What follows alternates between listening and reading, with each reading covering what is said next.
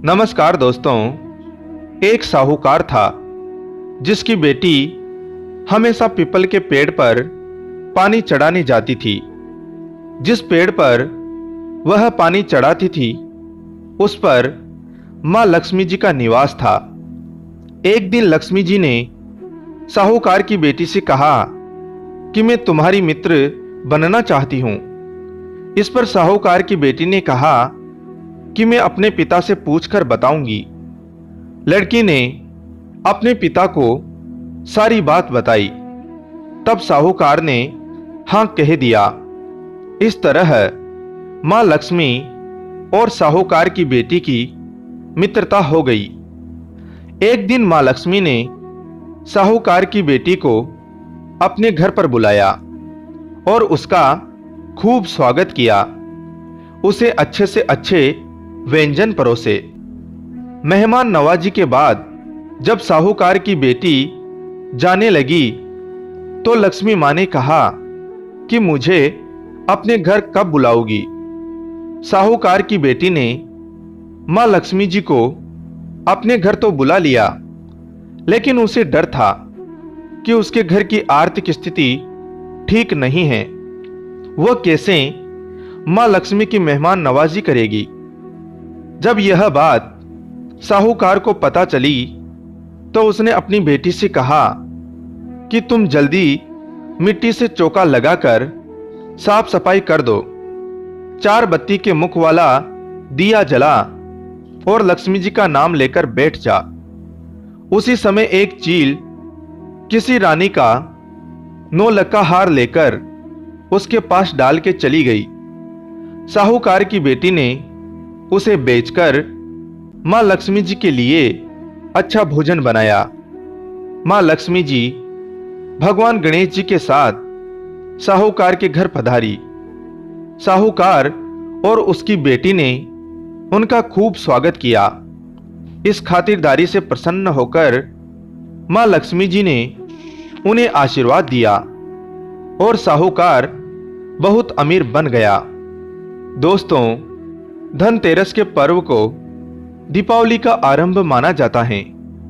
इस दिन को धन एवं आरोग्य से जोड़कर देखा जाता है। यही कारण है कि इस दिन भगवान धन्वंतरी और कुबेर का पूजन अर्चन किया जाता है ताकि हर घर में समृद्धि और आरोग्य बना रहे। धनतेरस, धन्वंतरी त्रयोदशी या धन त्रयोदशी दीपावली से पूर्व मनाया जाने वाला महत्वपूर्ण पर्व है। इस दिन आरोग्य के देवता धन्वंतरी, मृत्यु के अधिपति यम, वास्तविक धन संपदा की अधिष्ठात्री देवी लक्ष्मी जी तथा वैभव के स्वामी कुबेर की पूजा की जाती है। इस त्योहार को मनाए जाने के पीछे मान्यता है कि लक्ष्मी जी के आह्वान के पहले आरोग्य की प्राप्ति और यम को प्रसन्न करने के लिए कर्मों का शुद्धिकरण अत्यंत आवश्यक है। कुबेर भी आसुरी प्रवृत्तियों का हरण करने वाले देव हैं। धन्वंतरी और मां लक्ष्मी जी का अवतरण समुद्र मंथन से हुआ था। दोनों ही कलश लेकर अवतरित हुए थे। श्री सूक्त में लक्ष्मी जी के स्वरूपों का विवरण कुछ इस प्रकार मिलता है। धनमग्नि, धनम वायु, धनम सूर्यो, धनम वसु। अर्थात प्रकृति ही लक्ष्मी है और प्रकृति की रक्षा करके मनुष्य स्वयं के लिए ही नहीं अपितु निस्वार्थ होकर पूरे समाज के लिए लक्ष्मी का सृजन कर सकता है। श्री सूक्त में आगे यह भी लिखा गया है, न क्रोध हो, न मात्सर्यम, न लोभो, न अशुभा मति है।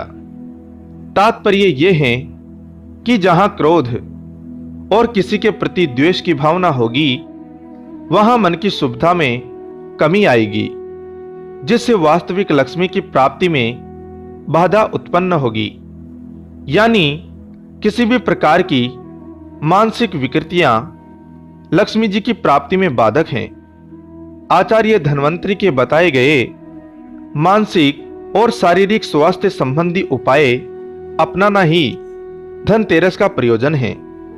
श्री सूक्त में वर्णन है कि लक्ष्मी जी भय और शोक से मुक्ति दिलाती हैं तथा धन धाने और अन्य सुविधाओं से युक्त करके मनुष्य को निरोगी काया और लंबी आयु देती हैं।